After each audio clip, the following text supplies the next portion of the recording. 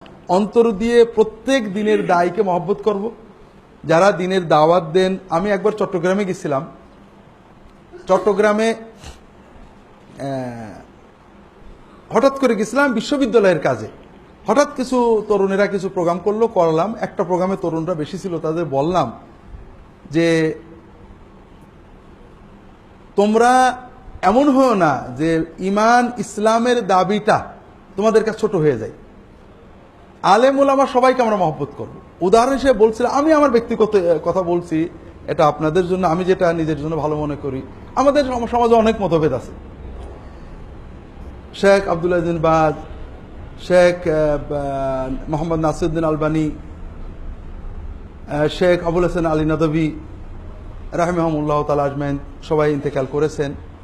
বর্তমান জামানায় যারা আছেন, যেমন শেখ তাকি উসমানী, মুফতি আহমদ শফি, শেখ আব্দুল রাজ্জাক বিন ইউসুফ, শেখ আসাদুল্লাহ আল গালেব, বিভিন্ন ধারার মানুষ, ঠিক না? আমি কিন্তু নাম ধরলাম শুধু বোঝানোর জন্য। প্রত্যেককেই অন্তর দিয়ে পরিপূর্ণভাবে মহব্বত করতে আমার মোটেও কষ্ট হয় না, কারণ আমি জানি তারা দিনের দায়ী, বড় আলেম, তারা দিনের জন্য অনেক খেদমত করেছেন। এর মানে এই নয় যে এই আলেম মাশায়েখদের সাথে আমি শতভাগ একমত, এটা না। দ্বিমত বললাম, আমার বোর সাথে আমার আজীবন দ্বিমত চলে। আল্লাহ আমার কোরআন সুন্নাহ যতটুকু এলেম দিয়েছেন, যতটুকু বিবেক দিয়েছেন, আমি না বুঝে তার সাথে একমত হতে পারি না। কিন্তু আমি তো তার ভিন্ন মতের অধিকার কেড়ে নিতে পারি না। কাজেই আলেম যে ধারারই হন না কেন, তার কোনো কোনো মাসআলা, কোনো কোনো লেখা, এমনকি অনেক কিছু লেখাকে বেদাত, খুব খারাপ কষ্ট লাগে যে এরকম একজন আলেম এই কথাটা বললেন, লেখলেন, খুব কষ্ট পাই। কিন্তু এই কষ্ট পাওয়ার কারণে তার প্রতি আমার ভালোবাসার ঘাটতি হয় না। কেন হয় না? এটা একটা সহজ উদাহরণ দিয়ে বোঝানোর চেষ্টা করি। যে মনে করেন একটা ময়লা, গুয়ের টুকরো। আমি গোবরও বললাম না, গোবর নাপাক কি পরিমাণ, এটা নিয়ে একতেলাপ আছে। আর আপনারা বলবেন যে গুয়ের টুকরো, মনে করেন এটা শুকনো গুয়ের টুকরো, যদি আমার কাছে একজন এনে দেয়, আমি বলবো এটা কি? নাপাক। নাপাক বলবো, নাপাক। এই নাপাক গুয়ের টুকরোটা যখন এই গ্লাসের ভিতরে বা এক জগ পানির ভিতরে ফেলা হবে, তখন এটাও নাপাক, পানিটাও। কিন্তু যখন একটা বড় পুকুরে ফেলা হবে, তখন এটাও নাপাক, পুকুরের সব পানি নাপাক। এই নাপাক জায়গাটুকু বাদে, এই টুকের সাথে জড়ানো পানি বাদে অন্য জায়গায় আমরা গোসল করি, গালেও যাই, খেয়েও ফেলি না? আবার এই নাপাকের টুকরোটা যদি সমুদ্রে, নোনা পানির বঙ্গোপসাগরে ফেলি, খানিক পরে এটা থাকবেই না, ঠিক না? নুনে ওটা শেষ করে দেবে। এটা হলো মুমিন। এটা আমি বলছি না, শাইখুল ইসলাম ইবনে তাইমিয়া রাহিমাহুল্লাহ। যারা ভালো ইসলাম জানতে চাও, অন্তত ইবনে তাইমিয়ার বইপত্র পড়তে হবে, ইংরেজিতেও পড়তে হবে। অনেক ব্যাখ্যা করেছে। সেটা হলো যে আমরা অন্যায়কে অন্যায় বলবো, এইটা বেদাত, এইটা সুন্নাত। যেমন আমি ইয়াকিনান বারবারই বলি যে ইল্লাল্লাহ জিকিরটা আপনারা করবেন না, এটা নবী সাল্লাল্লাহু আলাইহি ওয়াসাল্লাম কেন করব? আমি মনে করি এটা যারা দিন বলে করছেন, বেদাত করছেন।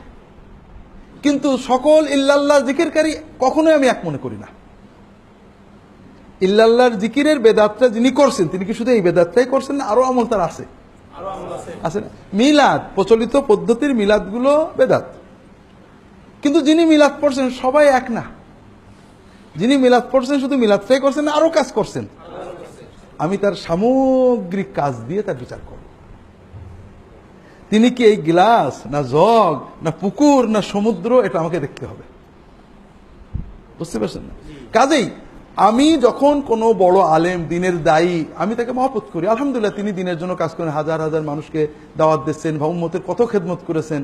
কাজেই তার যখন কোনো মত এমন আসে যেটা আমার কষ্ট লাগে, আমি কষ্ট পাই। এরকম অনেক মত আছে বড় বড় আলেমদের দেখে, কোনোটা বেদাতের পক্ষে, কোনোটা শিরকে দরজা খুলে দিচ্ছে, কোনোটা হয়তো কঠোরতা আছে, আমার খারাপ লাগে। কিন্তু এর মানে এই নয় যে আমি ওনাকে কম মহব্বত করি। আমার আব্বারও অনেক জিনিস আমার খারাপ লাগতো, কিন্তু তার কারণে আমার আব্বার প্রতি আমার অশ্রদ্ধা কোনোদিন আসেনি। তো এজন্য প্রথম কথা হলো, ভাইরা, আমরা দিনের দায়ীদের, আলেমদের মহব্বত করতে শিখি, তাদের সামগ্রিক খেদমতে। ইবনে তাইমিয়া রাহিমাহুল্লাহ একজন বড় সুফির নামে আল ওসিয়াতুল কুবরা নামে একটা বই লিখেছেন। সুফি ছিলেন, জিকির করাতেন, কিছু বেদাতও তার ছিল, কিন্তু তার পক্ষে বই লিখেছেন। তার ভিত্তি হলো যে তার খেদমত বেশি ছিল, তার ভুল ভ্রান্তি কম ছিল। আমাদের মূল্যায়নটা হবে সামগ্রিক কর্মের মাধ্যমে। এটা আমার প্রথম দাওয়াত সবার জন্য, যে আমরা দিনের আলেম ওলামা যারা মাশায়েখরা দিনের দাওয়াত দিচ্ছেন, কাজ করছেন, তাদেরকে মহব্বত করার চেষ্টা করি। দ্বিতীয় হলো সমালোচনার ক্ষেত্রে আমরা কর্মের সমালোচনা করি, ব্যক্তি বা দলের নয়। দাওয়াতের দুটো পদ্ধতি আছে, সব হানাফি খারাপ, আহলে হাদিস না হওয়া পর্যন্ত হলো না। সব আহলে হাদিস খারাপ, হানাফি না হওয়া পর্যন্ত হলো না। সব কমই খারাপ, এই আমার লাইনে না আসা পর্যন্ত সবাই খারাপ। সব, আমি মনে করি এগুলো সব ভুল। সব দেওবন্দি খারাপ না, সব আহলে হাদিস খারাপ না, সব হানাফি খারাপ না, সব খালাফি খারাপ না, দল সব জামাতি খারাপ না, সব তবলিগি খারাপ না। এই জেনারেলাইজেশন জিনিসটা একটা ইসলাম নিষিদ্ধ।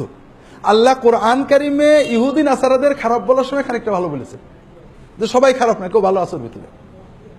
কাজেই আমরা জেনারেলাইজ না করে কর্মের সমালোচনা করব, দল বা ব্যক্তির নয়। আমরা বলবো এই জিনিসটা, আমি যেটা মনে করি সেটা হলো মানুষ বিভিন্ন ধারায় আছে।